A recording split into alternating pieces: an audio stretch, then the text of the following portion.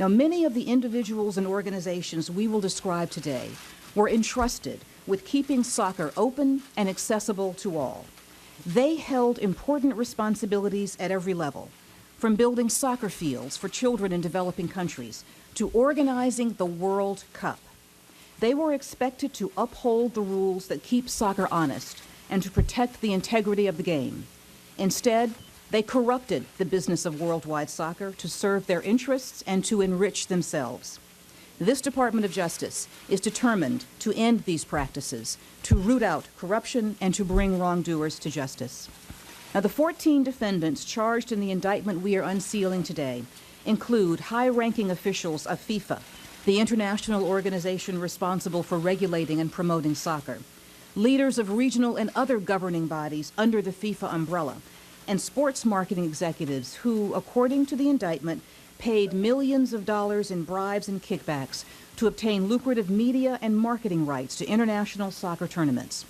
The 47-count indictment against these individuals includes charges of racketeering, wire fraud, and money laundering conspiracies spanning 2 decades.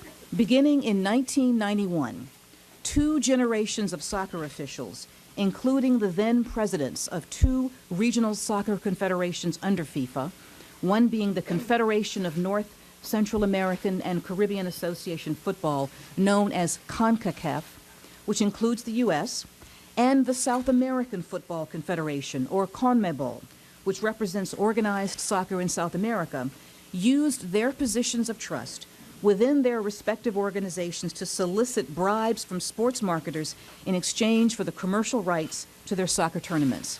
They did this over and over, year after year, tournament after tournament. The criminal activity that we've identified did not solely involve sports marketing.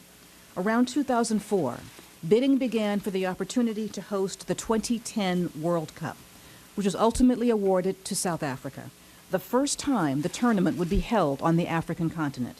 But even for this historic event, FIFA executives and others corrupted the process by using bribes to influence the hosting decision.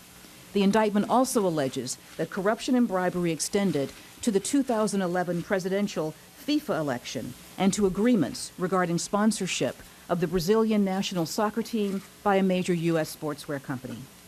In short, these individuals, through these organizations, engaged in bribery to decide who would televise games, where the games would be held, and who would run the organization overseeing organized soccer worldwide, one of the most popular sports around the globe.